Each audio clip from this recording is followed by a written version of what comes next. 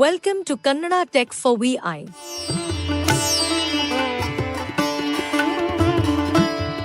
Dear viewers, I have started a YouTube channel on Kannada Tech for VI. The contents of this channel include the following.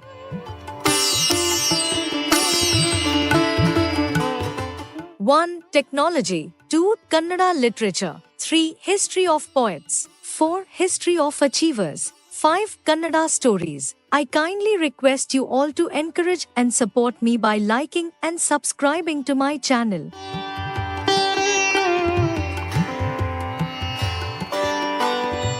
This is specially created for the visually challenged. If you like our videos, please subscribe, like, and do share our videos to your friends. Thank you.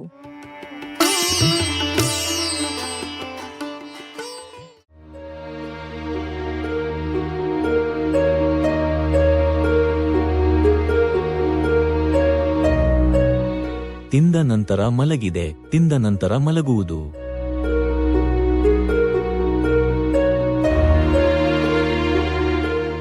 ಕೆಲವು ಸಮಯದಲ್ಲಿ ಬೀರ್ಬಲ್ ಅಕ್ಬರನಿಗೆ ಒಂದು ನಾಣ್ಣುಡಿಯನ್ನು ಹೇಳಿದ್ದನು.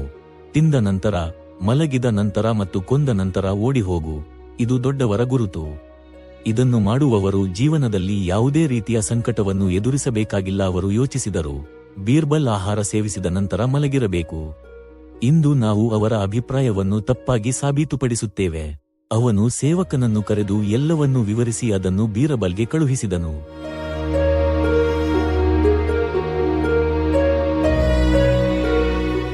ಸೇವಕನು ಅಕ್ಬರನ ಆದೇಶವನ್ನು ಬೀರ್ಬಲ್ಗೆ ಹೇಳಿದನು. ಆದ್ದರಿಂದ ಬೀರ್ಬಲ್ ಆಹಾರ ಸೇವಿಸಿದ ನಂತರ ಸೇವಕನಿಗೆ ಹೇಳಿದನು, ನಿಲ್ಲು, ನಾನು ಬಟ್ಟೆ ಬದಲಾಯಿಸಿಕೊಂಡು ನಿಮ್ಮೊಂದಿಗೆ ಹೋಗುತ್ತಿದ್ದೇನೆ. ಆ ದಿನ ಬೀರ್ಬಲ್ ಧರಿಸಲು ಬಿಗಿಯಾದ ಪೈಜಾಮವನ್ನು ಆರಿಸಿಕೊಂಡನು. ಅವನು ಪೈಜಾಮವನ್ನು ಹಾಕಲು ಸ್ವಲ್ಪ ಹೊತ್ತು ಹಾಸಿಗೆಯ ಮೇಲೆ ಮಲಗಿದನು. ಪೈಜಾಮ ಹಾಕುವ ನೆಪದಲ್ಲಿ ಬಹಳ ಹೊತ್ತು ಹಾಸಿಗೆಯ ಮೇಲೆ, ನಂತರ ಸೇವಕನೊಡನೆ ಹೊರಟು ಹೋದ.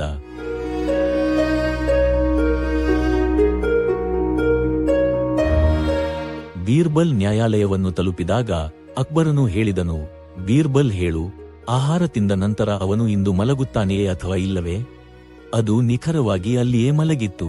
ಬೀರ್ಬಲ್ನ ಮಾತುಗಳನ್ನು ಕೇಳಿದ ಅಕ್ಬರನು ಕೋಪದ ದನಿಯಲ್ಲಿ ಹೇಳಿದನು, ಅಂದರೆ ನೀವು ನಮ್ಮ ಆದೇಶವನ್ನು ಉಲ್ಲಂಘಿಸಿದ್ದೀರಿ.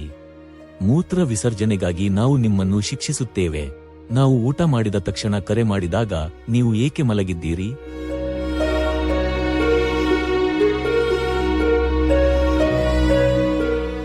ಬಾದ್ಶಾ ಸೇಫ್, ನಾನು ನಿಮ್ಮ ಆದೇಶವನ್ನು ಉಲ್ಲಂಘಿಸಿಲ್ಲ.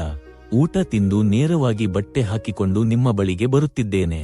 ಸಂದೇಶವನ್ನು ಹೊತ್ತಿರುವ ವ್ಯಕ್ತಿಯನ್ನು ನೀವು ಕೇಳಬಹುದು. ಈಗ ಈ ಬಿಗಿಯಾದ ಪೈಜಾಮಗಳನ್ನು ಹಾಕಿಕೊಳ್ಳಲು ಮಾತ್ರ ನಾನು ಮಲಗಬೇಕಾಗಿತ್ತು ಎಂಬುದು ಬೇರೆ ವಿಷಯ. ಬೀರ್ಬಲ್ ಸರಾಗವಾಗಿ ಉತ್ತರಿಸಿದ.